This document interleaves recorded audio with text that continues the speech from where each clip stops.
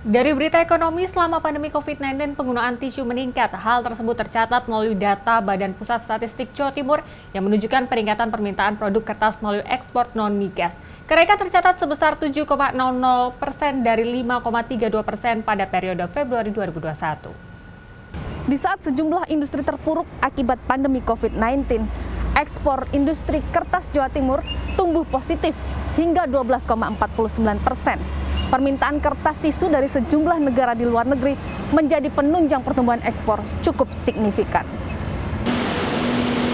Badan Pusat Statistik Jatim melaporkan kinerja ekspor kertas di Jawa Timur pada kuartal 2 2020 tumbuh positif hingga 12,49%. Peningkatan kinerja ekspor ini ditopang oleh meningkatnya permintaan kertas tisu jadi dan setengah jadi dari sejumlah negara tujuan ekspor seperti Malaysia, Hong Kong, Jepang, Tiongkok, Amerika, dan Eropa. Wugif Scrap, salah satu perusahaan sosial yang menyumbangkan 50% keuntungannya pada penyediaan akses sanitasi, merilis survei. Permintaan tisu toilet di Amerika selama pandemi COVID-19 naik hingga 110%. Peningkatan permintaan tersebut didorong oleh kebiasaan klinis, di mana tisu digunakan sebagai filter masker dan penyediaan tempat cuci tangan pada fasilitas umum. Hal itu pun dibenarkan oleh Asosiasi Pulp dan Kertas Indonesia, wilayah Jawa Timur. Wow, toilet paper itu di Singapura diborong habis-habisan karena orang takut kehabisan. Di Australia diborong habis-habisan karena takut kehabisan dengan adanya pandemi. Kemudian orang lebih banyak cuci tangan.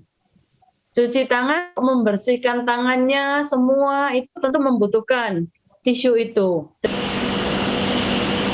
Sejumlah perusahaan kertas tisu di Jatim kebanjiran permintaan dari pasar internasional.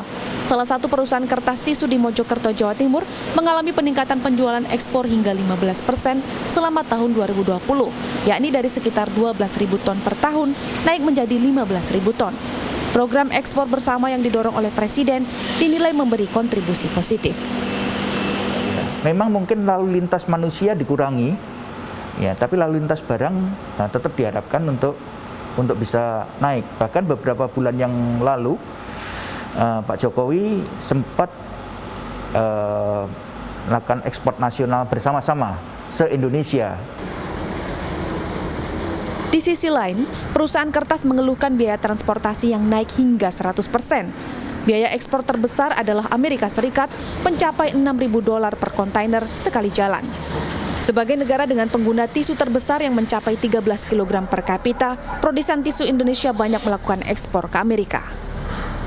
Khususnya dari sisi freight atau pengiriman barang, ya, ada cukup shortage atau kelangkaan untuk jumlah kapal yang berjalan maupun jumlah kontainer yang tersedia, sehingga mengakibatkan harga freight, harga pengiriman itu menjadi naik cukup tinggi. Kendala ekspor tersebut menjadi pembahasan serius pada pameran produk Indonesia yang digelar oleh Forum Komunikasi Asosiasi Jawa Timur. Forecast berharap pemerintah turut memberi solusi atas kesulitan ekspor-impor di semua sektor industri. Ya, jadi kita terus-menerus ya bicara dengan pemerintah pusat ya bagaimana langkah-langkah diambil terutama mengenai kontainer. Ini kontainer ini sudah lebih dari 6 bulan. Dan terjadi kenapa? Karena memang semua negara kan tidak banyak produksi sehingga sekarang satu-satunya yang produksi cuma dari China. Sehingga kontainer itu semua balik ke kirim ke dan kembalinya tuh tidak maksimal gitu. Jadi langkah satu-satunya adalah bagaimana kita bisa membuat satu langkah untuk membuat kontainer sendiri.